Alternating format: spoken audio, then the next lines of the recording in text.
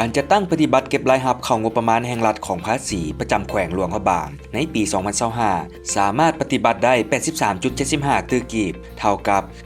168.17% ของแผนการปีลื่นแผนการปี 68.17%ส่วนใหญ่รายรับได้มาจากการแก้ไขพาหนะนำเข้าบ่ถูกต้องนำใช้บ่ถูกต้องและอื่นๆท่านนางแสงอำพรเพชรราศีรองหัวหน้าภาษีประจำแขวงหลวงพระบางได้ให้สัมภาษณ์เกี่ยวกับการจัดตั้งปฏิบัติเวียกงานวิชาเฉพาะประจำปี 2025 ซึ่งภาษีประจำแขวงได้รับแผนการทั้งหมด 49.8 ตื้อกีบแต่ผ่านการปฏิบัติเวียกงานตัวจริงบรรลุได้ตามระดับคาดหมายรายรับที่พ้นเด่นต้นต่อแมนได้มาจากการส่งออกแฮทาดจากสถานีรถไฟนี้ที่ส่งไปห้ามอันสปอร์จีนนี้ก็จะกวมเอาอยู่ 62.61% จากการแก้ไขพาหนะนำเข้าบ่ถูกต้องนี้จะกวมเอาอยู่ 31.82% แล้วก็เสียเศษเหล็กที่ว่าโครงการเขื่อนน้ำโขงนี้ที่ว่าเขาเจ้าจะเป็นเศษเหล็กที่ว่าเศษเลือดจากที่ว่าการก่อสร้างเขื่อนอย่างต่างๆภาษีพวกเฮานี่จะไปกวดแล้วก็ให้มาเสียภาษีคืนเนาะถึกอยู่อัน 2.73% แล้วก็ได้อันรับจากด่าน30นาซอนนี้ตกอยู่ 18.03% แล้วจากอันสนามบินนี้สนามบินพวกเขาจะเป็นจุดพิเศษของมันสิว่าอันสนามบินมันจะเป็นอันผู้โดยสารสินค้านำเข้าแม่นบ่มีเนาะเก็บรายรับมันจะได้ 0.14%ส่วนหลายจะเป็นเครื่องติดตัวผู้โดยสารเป็นสินค้าแล้วมันจะบ่มีตัวนี้นี่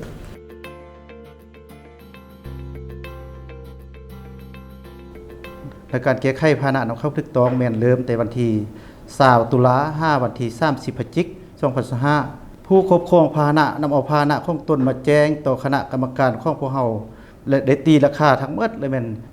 777คันในนั้นมีรถใหญ่734คันรถจักร43คันมีพาหนะมาประเมิน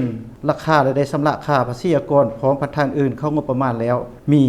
624คันเป็นเงินทั้งหมดและแม่น25ตื้อกว่าพาหนะที่ยังค้างแก้ไข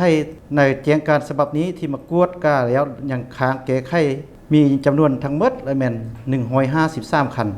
นอกจากการแก้ไขพาหนะนำเข้าบ่ถูกต้องแล้วพวกเฮาก็ได้ดำเนินคดี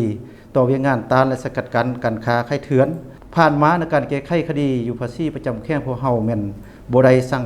ฟ้องขึ้นศาลเพราะว่าผู้ครอบครองพาหนะก็คือผู้ครอบครองอันสินค้าอื่นที่ได้เฮาได้กักยึดที่ว่ามีการสมยอมต่อคดีดังกล่าวที่ว่าเฮ็ดให้ภาษีประจำแข้งของเฮาจริงบ่ได้สั่งฟ้อง